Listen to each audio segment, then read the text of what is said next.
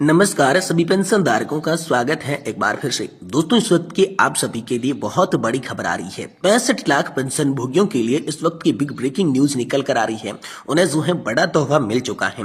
1000 से 3000 रुपए हुई उसकी सीधी मासिक पेंशन। खुशखबरी का आदेश आप सभी के लिए जारी हो चुका है। तो दोस्तों 65 लाख पेंशन भोगियों के लिए कर्मचारी भविष्य निधि संगठन की ओर से न्यू अपडेट गुड न्यूज निकल कर आ रही है, जिसमें 1000 से सीधे 3000 रुपए की मासिक पेंशन आप सभी को किस तरीके से देखने को मिलेगी, किस किस को यह लाभ मिलेगा, 65 लाख पेंशन भोगियों को इसका लाभ कैसे मिलेगा, क्या बड़ी खबर आई है, इसके बारे में दोस्तों संपूर्ण रूप से जानकारी आज की इस वीडियो में विस्तार से आप सभी को दी जाएगी। और वहीं दोस्तों बात करें तो कर्मचारी भविष्य निधि संगठन को लेकर एक और बड़ी खबर आ रही है कि ईपीएस पेंशन से संबंधित श्रम मंत्रालय का बड़ा फैसला आया है। नए बदलाव कैसे होगा आप सभी को लाभ। तो आखिरकार कर्मचारी भविष्य निधि संगठन के तहत जो ईपीएस पेंशन है उसमें श्रम मंत्रालय कौन कौन सी बदलाव कर रहा है, क्या नए बदलाव होंगे जिससे आपको लाभ किस तरीके से देखने को मिलेगा, इसके बारे में भी दोस्तों आज की इस वीडियो के अंदर बात करेंगे। और वहीं बात करेंगे ईपीएस 95 पेंशन भोगियों की संशोधित पेंशन और मेडिकल सुविधा पर बड़ा अपडेट आया है। सरकार ने इसका रुख आप सभी के लिए साफ कर दिया है कि किस तरीके से संशोधित पेंशन और मेडिकल का लाभ आप सभी पेंशन भोगियों को देखने को मिलेगा, तो इसके बारे में भी बात करेंगे। और वहीं अंत में बात करेंगे पीएफ से पैसे विड्रॉल करने के पहले आप सभी को जान लेने होंगे बहुत सारे नियम। जी हाँ दोस्तों, ईपीएस खाते से जुड़ी बहुत बड़ी खबर आ रही है कि पेंशन कब निकाल सकते हैं पैसे, ईपीएफओ ने इसको लेकर क्या नियम जारी किए हैं, इसके बारे में संपूर्ण रूप से सभी ईपीएस 95 पेंशन धारकों के लिए अहम जानकारी निकल कर आ रही है। तो इसके बारे में भी आज की इस वीडियो के अंदर बात करेंगे। यानी कि दोस्तों पेंशन धारकों से जुड़ी तमाम बड़ी खबरों की चर्चा इस वीडियो के अंदर करेंगे। इसलिए आपसे निवेदन करते हैं कि दोस्तों आज की इस वीडियो को आप लास्ट तक देखिएगा और साथ ही हमारे चैनल पर नए हैं तो चैनल को भी सब्सक्राइब जरूर कर दीजिएगा। तो चलिए बिना किसी देरी के सबसे पहली बड़ी खबर की ओर चलती हैं। बिग ब्रेकिंग न्यूज के बारे में जानते हैं कि 65 लाख पेंशन भोगियों को आखिरकार क्या शानदार तोहफा मिला है। 1000 से 3000 रुपए की मासिक पेंशन उन्हें किस तरीके से देखने को मिलेगी, आखिरकार उनके लिए क्या खुशखबरी का आदेश जारी हुआ है, ईपीएफओ की ओर से क्या गुड न्यूज निकल कर आई है। चलिए इसके बारे में संपूर्ण रूप से जानकारी इस वीडियो के अंदर आप सभी को बताते हैं। कर्मचारी भविष्य निधि संगठन ने हाल ही में एक ऐतिहासिक निर्णय लिया है, जिससे निजी क्षेत्र के कर्मचारियों में खुशी की लहर चली है। संगठन ने मासिक पेंशन की न्यूनतम राशि को बढ़ाने का प्रस्ताव पेश कर दिया है, जो लाखों कर्मचारियों और पेंशन भोगियों के लिए बड़ी राहत लेकर आया है। तो पेंशन वृद्धि की विस्तृत विवरण की बात करें तो वर्तमान में ईपीएफओ की न्यूनतम मासिक पेंशन 1000 रुपए है, जिसे बढ़ाकर 3000 रुपए करने का प्रस्ताव रखा गया है। यह तिगुनी वृद्धि पेंशन भोगियों के जीवन स्तर में महत्वपूर्ण सुधार लाएगी। ये वृद्धि न केवल वर्तमान पेंशन भोगियों के लिए लाभदायक होगी, बल्कि भविष्य में सेवानिवृत्त होने वाले कर्मचारियों को भी इसका लाभ देखने को मिलेगा। इस महत्वपूर्ण निर्णय से देश भर के लगभग 65 लाख पेंशन भोगियों को प्रत्यक्ष लाभ मिलने की संभावना है। ये संख्या बताती है कि कितने बड़े पैमाने पर इस निर्णय का सकारात्मक प्रभाव पड़ेगा।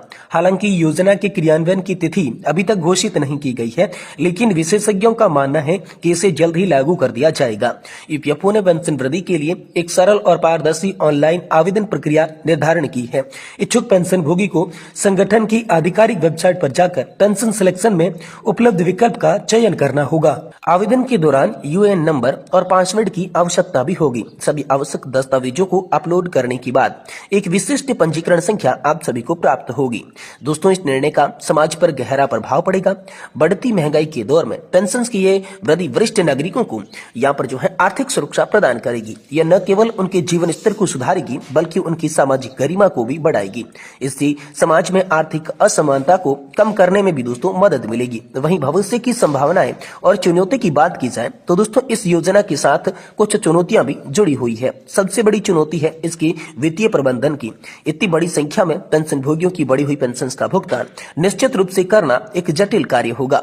साथ ही योजना के सुचारू क्रियान्वयन के लिए मजबूत प्रशासनिक व्यवस्था की भी आवश्यकता होगी। ईपीएफओ ने इस योजना के सफल कार्यान्वयन के लिए व्यापक रणनीति तैयार की है। इसमें डिजिटल प्लेटफॉर्म का उपयोग, पारदर्शी प्रक्रिया और त्वरित शिकायत निवारण व्यवस्था शामिल है। योजना को चरणबद्ध तरीके से लागू किया जाएगा ताकि सभी लाभार्थियों को समय पर लाभ मिल सके। ईपीएफओ का यह निर्णय सामाजिक सुरक्षा की दिशा में एक महत्वपूर्ण कदम है। यह न केवल वर्तमान पेंशन भोगियों के लिए राहत का कारण है, बल्कि भविष्य में सेवानिवृत्त होने वाले कर्मचारियों की भी आशा की किरण है। यह कदम सरकार की सामाजिक सुरक्षा नीतियों को मजबूत करने की दिशा में एक सराहनीय प्रयास है। आने वाले समय में इस तरह के और भी योजनाओं की उम्मीद की जा सकती है, जो देश के वरिष्ठ नागरिकों के जीवन को सकारात्मक बदलाव की ओर लेकर जाएगी। यानी कि दोस्तों आप सभी के लिए बड़ी खबर है कि अब आप सभी की जो न्यूनतम पेंशन 1000 रुपए की निर्धारित की गई है, इसे 3000 रुपए तक करने का नया प्रस्ताव सामने आया है। अब इसके लिए आधिकारिक घोषणा कब होगी, इसके बारे में भी दोस्तों जैसे ही बड़ी खबर होगी हम आपको तुरंत बताएंगे। वहीं दोस्तों अगली बड़ी खबर की बात करें तो ईपीएस पेंशन के संबंध में दोस्तों श्रम मंत्रालय यानी कि लेबर मिनिस्ट्री की ओर से बड़ा फैसला लिया गया है। तो आखिरकार कौन कौन से नए बदलाव किए गए हैं जिससे पेंशन धारकों को लाभ होने वाला है, तो चलिए इन बदलावों के बारे में विस्तार से जानकारी को जानते हैं। कर्मचारी भविष्य निधि संगठन ने उच्च वेतन पेंशन से संबंधित 3.10 लाख लंबित आवेदनों पर वेतन और अन्य जानकारी अपलोड करने की समय सीमा एक बार फिर से बढ़ा दी है, जिससे नियोक्ता को 31 जनवरी 2025 तक जानकारी अपलोड करने का अंतिम मौका मिला है। श्रम मंत्रालय ने बुधवार को कहा कि ईपीएफओ ने इसके लिए ऑनलाइन सुविधा उपलब्ध करवा दी है।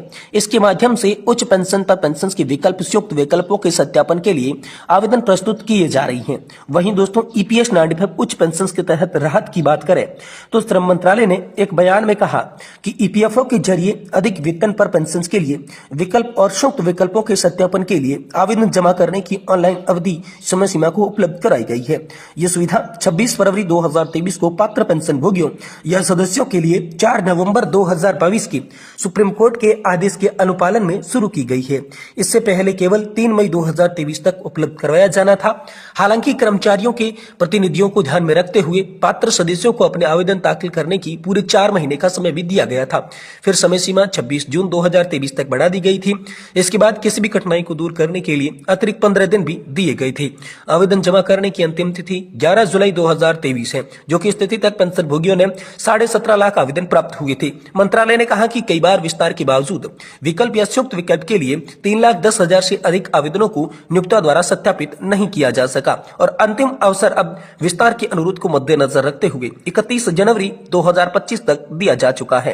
मंत्रालय ने यह भी कहा कि 4.67 लाख से अधिक मामलों को जहां ईपीएफओ ने अधिक जानकारी मांगी या स्पष्टीकरण मांगा, उन नियोक्ताओं को 15 तारीख तक अपना जवाब यहाँ पर जानकारी के साथ अपलोड करना होगा। तो ये बड़ी खबर दोस्तों इन दिनों आप सभी के लिए निकलकर सामने आ रही है।